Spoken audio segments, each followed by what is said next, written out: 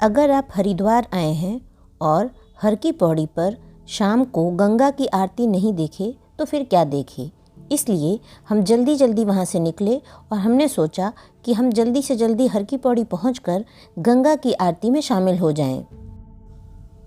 हर की पौड़ी पहुँचते पहुँचते हमें देर हो गई, इसलिए गंगा की आरती छूट चुकी थी। लेकिन वहाँ पर हम गंगा किनारे बैठकर लोगों को कार्तिक पूर्णिमा के दिन स्नान करते हुए देखते रहे। उस समय ये खास चीज़ हमें देखने को मिली। जो लोग भी गंगा नदी में अपने दीपक को छोड़ते थे, जो लोग उस समय वहाँ पे स्नान कर रहे होते थे, वो उस समय अपने हाथ से उस दीपक को जलते हुए आगे बढ़ने के लिए पास कर देते थे।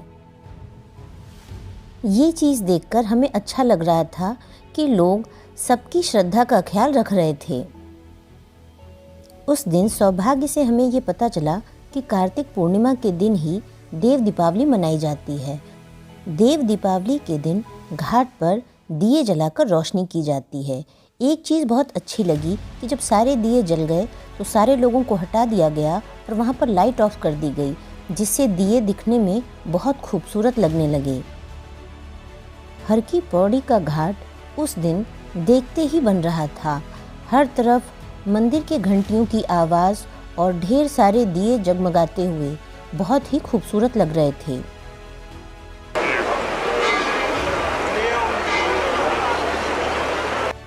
इस वीडियो में आप घाट की रौनक को आसानी से देख सकते हैं और महसूस भी कर सकते हैं। थोड़ी ही देर में आसमान भी पटाखों की खूबसूरती से भर गया।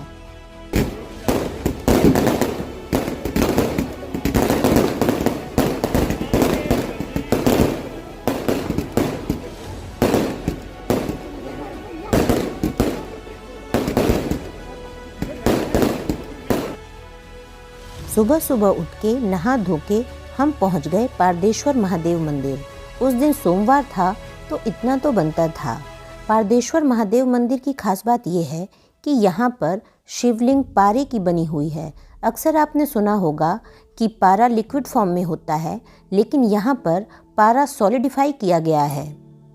पारदेश्वर महादेव मंदिर हरिहर आश्रम के प्रांगण में स्थित है। अगर आपको किसी भी तरह का कन्फ्यूज़न हो जाए कि पारदेश्वर महादेव मंदिर कहाँ है, ये तो हरिहर आश्रम है, तो आप उसके अंदर चले जाएं। ये हरिहर आश्रम के अंदर है। आश्रम के अंदर ये रुद्राक्ष का पेड़ है, जिसके नीचे 12 ज्योतिर्लिंग को बनाया गया है। यहाँ पर आप 12 ज्योतिर्लिंग का दर्शन कर सकते हैं। आश्रम के अंदर यहाँ पर ये महामृत्युंजय मंदिर बनाया गया है। यहाँ पर आप सुबह सुबह जल दे सकते हैं। ये है पारदेश्वर महादेव का मंदिर। इसके अंदर जो शिवलिंग है वो मरकरी की बनी हुई है, जो कि एक अचंभित कर देने वाली बात है। ये है पारदेश्वर महादेव के अंदर उपस्थित शिवलिंग। ये पारे की बनी हुई है, लेकिन यहाँ पर जल देना मना था, केवल आप दर्शन कर सकते थे। पारदेश्वर महादेव से लौटने के बाद हमने नाश्ता किया और उसके बाद हम निकल गए मनसा देवी की तरफ। जैसा कि आप देख सकते हैं कि कार्तिक पूर्णिमा होने की वजह से वहाँ पर बहुत ज़्यादा भीड़ थी और सब लोग पैदल पैदल मनसा देवी की तरफ जा रहे थे। कुछ दूर तक पहुंचकर हमको लगा कि यहाँ से रोपवे कर लेते हैं ताकि जल्दी से जल्दी हमको दर्शन हो जाएं। लेकिन जब विंडो पे हम पहुँचे तो वहाँ पर लिखा था कि 1 घंटे का वेट आपको रोपवे के लिए करना पड़ेगा। इसके बाद हमको लगा कि क्यों नहीं हम पैदल ही चल सकते हैं।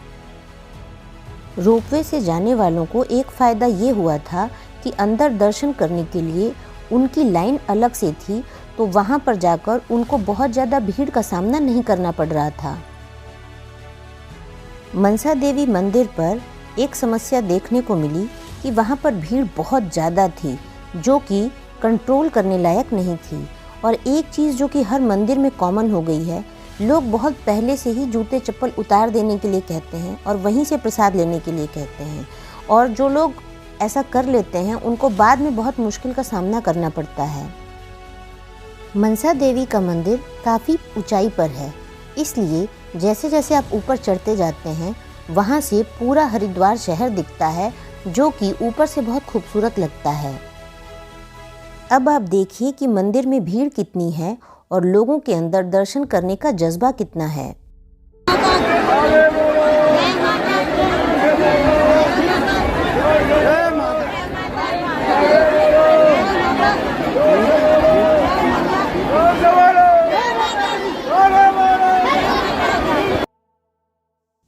दर्शन करने के बाद काफ़ी हल्का महसूस होने लगा, क्योंकि एक समय ऐसा लग रहा था कि इतनी भीड़ में शायद हम लोग को दर्शन भी ना मिले।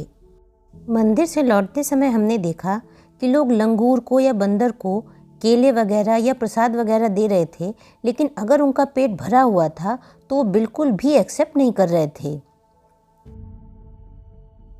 हम लोग को मनसा देवी मंदिर में दर्शन करके लौट के आने में कम से कम 3 से 3.5 घंटे लग गए थे।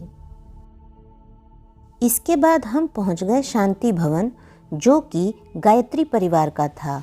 यहाँ पर अंदर बहुत कुछ है देखने के लिए।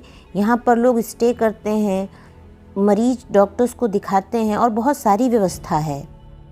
शांति भवन के अंदर एक छोटा सा खूबसूरत सा वाटरफॉल भी बनाया गया है। इस बार जब हमने हरिद्वार जाने का सोचा तो हमें लगा कि हम किसी होटल में ना रुक के किसी आश्रम में रुकें।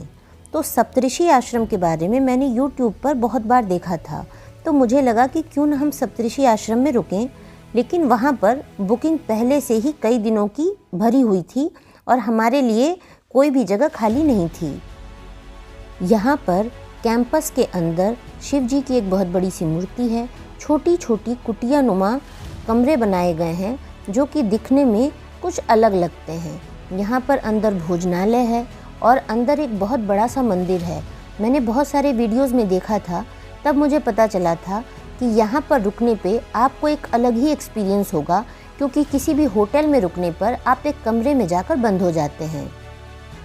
ये छोटे छोटे से कमरे, इसके बगल में पार्क्ड कार्स देखने में बहुत ही अट्रैक्टिव थी और इसमें एक बहुत बड़ा सा मंदिर था और इस कैंपस के अंदर ढेर सारे पेड़ लगे हुए थे।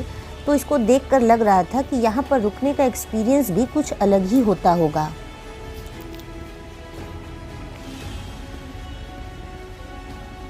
इसके बाद हम पहुँच गए भारत माता मंदिर। ये कई फ्लोर का बना हुआ एक मंदिर है। इस मंदिर में आप लिफ्ट से ऊपर जा सकते हैं और 5 रुपया एक इंसान का किराया है। और इसमें भारत में जो भी लोग प्रसिद्ध हुए हैं, देवी देवताओं को लेके, गुरु को लेके, देश के लिए जिन लोगों ने अच्छे काम किए हैं, उनके अलग अलग फ्लोर पे अलग अलग मंदिर बनाए गए हैं। वैसे तो हरिद्वार में देखने के लिए ढेर सारे मंदिर हैं, कई घाट भी हैं। दिखने में ये बहुत ही खूबसूरत है और अब तो इसको बहुत ही ज़्यादा हाईटेक भी कर दिया गया है। अगर आप भी हरिद्वार घूमने जाएं तो अपने एक्सपीरियंस को हमारे साथ साझा करना ना भूलें। अगर आपको वीडियो पसंद आया हो तो वीडियो को लाइक करें, चैनल को सब्सक्राइब करें और वीडियोस की अपडेट आपको सही समय से मिल सके इसलिए बेल आइकन को प्रेस करना ना भूलें। धन्यवाद।